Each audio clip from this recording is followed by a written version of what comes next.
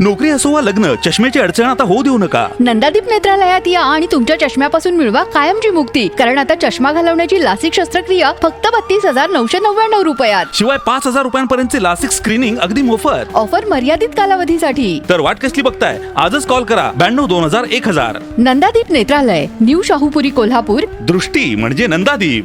सहकाराचे गोकुळ की सरकारचे ठरावांच्या आकड्यांवरून नेमकं काय समोर आलं? दिशाभूल कोणाची? गोकुळ दूध संघाच्या निवडणुकीची रणधुमाळी सुरू असतानाच ठराव दाखल करण्याच्या प्रक्रियेनंतर एक मोठा प्रश्न निर्माण झालाय. निवडणुकीच्या प्रचारापेक्षा ठरावांच्या आकड्यांचीच अधिक चर्चा होत आहे.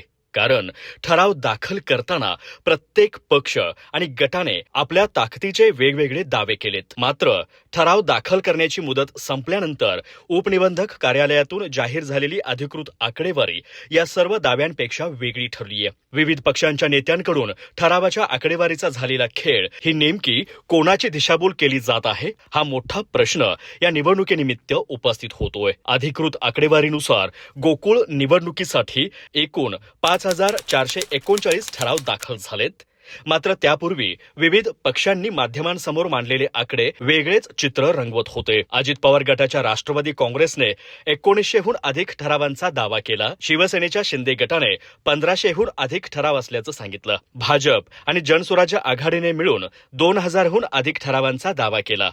तर राजर्षी शाहू शेतकरी समविचारी आघाडीने 1851 ठराव दाखल झाल्याचं सांगितलं. यासह वेगवेगळ्या तालुक्यातून आणखीन ठराव दाखल करण्यात आले आहेत. हे सर्व दावे एकत्र केल्यास आकडा 8,000च्या पुढे जातो. मात्र मुदत संपल्याच्या दिवशी अधिकृत आकडा हा फक्त 5,439 आहे. यामुळे एक महत्वाचा प्रश्न उपस्थित होतोय.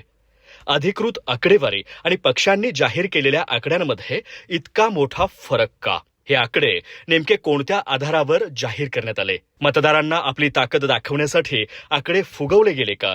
की एकाच ठरावाची वेगवेगळ्या गटांनी गणना केली?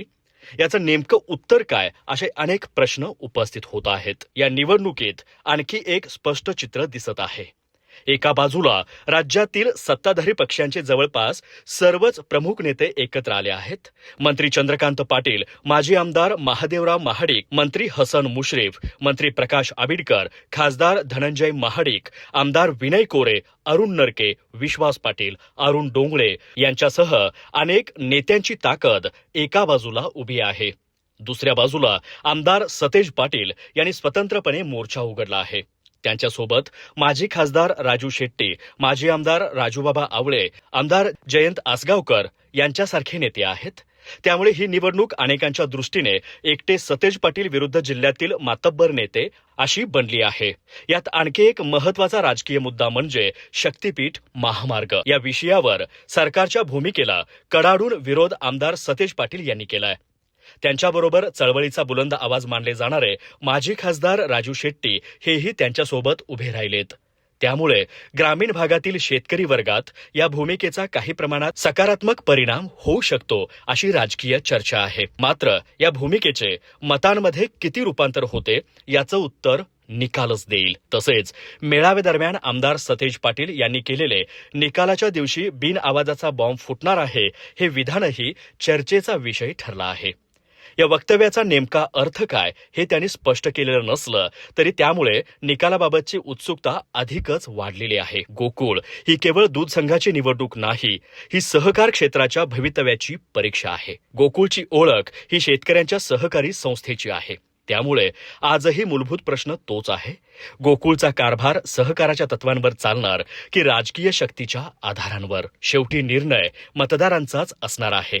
ठरावांचे दावे, शक्ती प्रदर्शन आणि राजकीय गणिते एका बाजूला राहतील. मतपेटीतून बाहेर पडणारा निकालच अंतिम सत्य ठरेल. आणि म्हणूनच या निवडणुकीत सर्वात मोठा प्रश्न केवळ कोण जिंकणार हा नाही, तर गोकुळ हे सहकाराचं राहणार की सरकारच्या राजकारणाचं, याचंही उत्तर याच निकालातून मिळणार आहे. माझा महाराष्ट्र न्यूज, कोल्हापूर.